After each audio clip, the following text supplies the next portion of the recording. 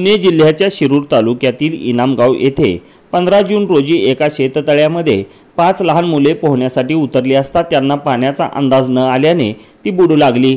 त्याचवेळी इनामगावचे उपसरपंच सूरज मचाले मोटर बंद करण्यासाठी जात होते।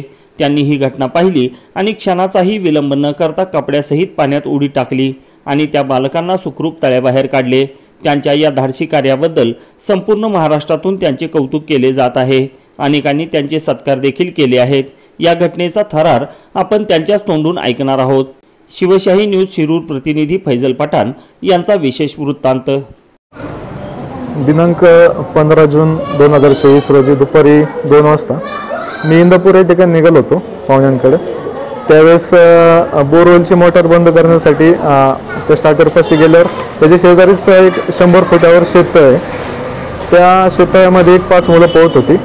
तर त्यांचा मला तिथे आवाज आला। जेव्हाच्या आकांताने ते ओरडत होते। जरा वेगळा आवाज आल्यामुळे मी थोडं डोकून पाहिलं तर पोरं एकमेकांना ती मुलं पकडत होती। आधी माझ्या लक्षात नाही आलं की बुडतायत म्हणून। एक थोडं बाजूला येऊन पाहिलं, एक 4-5 पावलं पुढे जाऊन लक्षात आलं की ते एकमेकाला ओढतायत, बुडणारे तर नाही।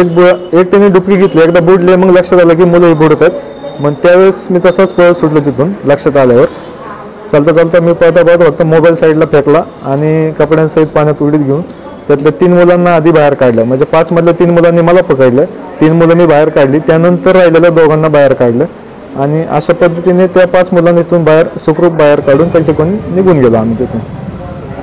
ती मुलं एकाच कुटुंबातील होती का वेगवेगळ्या? त्यातील 4 मुलं एका कुटुंबातील होती। म्हणजे एका 2 सख्खे भाऊ आणि त्यांच्या 2घांचे 2 चुलत भाऊ आणि एक त्यांचा शेजारचा, अशी 5 मुलं होती। आज मी निघून गेल्यावर संध्याकाळी ते माझ्याकडे आले होते। म्हणजे माझं दुकान आहे, दुकानात आले होते। परत मी नाही आलेलं दिसलं त्यांना, ते परत माघारी 10 वाजता रात्री सगळं कुटुंब माझ्याकडे आलं। अतिशय भावनिक झाले होते। खूप त्यांनी नाही का कृतज्ञ व्यक्त केली माझ्यापाशी, आभार मानले त्यांनी, माझा सत्कार पण केला आणि मलाही त्या गोष्टीचा आनंद होता की चला 4 कुटुंब, आपण थोडक्यात 4 कुटुंबाला चांगला आधार दिला त्या मुलांना वाचून। अशा पद्धतीने त्यांनी माझे आभार मानले तिथे।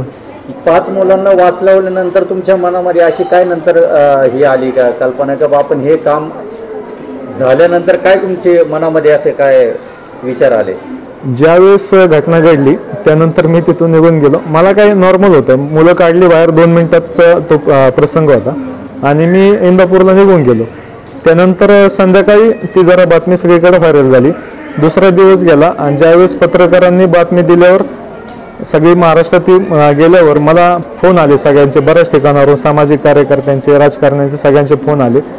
मग ते रिस्पॉन्स आल्यावर मग त्या गोष्टीचं मला नंतर महत्त्व कळलं की आपण काहीतरी केलं। तोपर्यंत माझ्यासाठी ती गोष्ट नॉर्मल होती, पण खूप आनंद वाटला। म्हणजे 5 मुलांना वाचवल्याचा आनंद तर आहेच, पण त्यांना वाचवण्याचं भाग्य मला भेटलं याचं खूप मोठं समाधान आहे। या निमित्तानं समाजामध्ये तुम्ही काय संदेश देणार आहात अशा घटनेसंदर्भात? बऱ्याच ठिकाणी अशा घटना घडतात की आताच काल न्यूजला चाललं होतं, मुंबईतली एका तरुणीला कोणीतरी तो एक मुलगा मारत होता, शेजारून इतकी माणसं चालली होती पण त्यांनी कोणी त्याला वाचवण्याचा प्रयत्न केला नाही। अशा भरपूर घटना घडतात। तर वेळेनुसार वेळेचं प्रसंगवाद राखून सर्वांनी अशा वेळेस नक्कीच जो त्या घटनेत जो तो असतो माणसं जी सापडतात त्यांना वाचवण्यासाठी जेवढे प्रयत्न करता येतील तेवढे नक्की केले पाहिजेत। कारण का मला असं वाटतं की आपण काहीतरी चांगलं करत असताना 100% आपल्याला कसली अडचण येत नाही। मी 5 मुलांना वाचवलं, मला त्यावेळेस कसल्या मनात अजिबात शंका नाही आली की मी बुडेल किंवा ती मला ओढतेल। नंतर त्या गोष्टी सगळ्या बाकीच्यांनी विचारलं, आलं लक्षात की आपण बुडलो असतो, पण 100% परमेश्वर सगळ्यांच्या मागं असतो। चांगलं करताना त्या माणसाला 100% काय अडचण येणार नाही याची मला कालच्या प्रसंगातनं खात्री भेटली। बऱ्याच वेळा शेततळे म्हणजे पाणी साठवण्यासाठी शेतकरी शेततळे बांधतो, तो शेततळ्यामध्ये असंख्य घटना घडलेल्या आहेत। शेततळ्यामध्ये मुलं बुडाले, माणसं सुद्धा बुडत ज्यांना पोहता नाही। तर आपण काय सांगतो?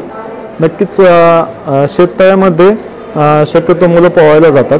शेततळ्यात जो पॉलिथिन पेपर असतो त्याला उतार असतो, पाण्यात वर आल्यावर पेपरवर चढता येत नाही, घसरून पडतो। तर अशी सकाळीच आमची कल्पना, आमच्या चर्चा झाली गावात बसल्यावर की आपण जे शेत आहे सगळ्या शेतामध्ये ट्यूबवेल असतात पोहण्यासाठी वापरतात, ते शेतांमध्ये सगळ्या आपण टाकल्या पाहिजेत किंवा वर चढण्यासाठी सगळ्या बाजूंनी दावे बांधले पाहिजेत किंवा त्या लाकडी शिड्या सोडल्या पाहिजेत। जर असा प्रसंग आला तर त्यावेळेस जरी कोणी नसलं तरी त्या अशीच समजा एखाद्या माणसाला पोहता येत असल्यानं अजून 2घांना तर तो त्यांना वाचवण्यासाठी तो प्रयत्न करू शकतो आपण. त्यानिमित्तानं सगळ्यांनी शेततळ्यांमध्ये ट्यूबवेल सोडले पाहिजेत, दोऱ्याखाली सोडल्या पाहिजेत, दावे सोडले पाहिजेत. असा प्रसंग आला तर त्यांना स्वतःहून तिथं स्वतःचा जीव वाचवण्यासाठी जे प्रयत्न करता येतील ते करण्यासाठी सगळ्यांनी उपाययोजना केल्या पाहिजेत.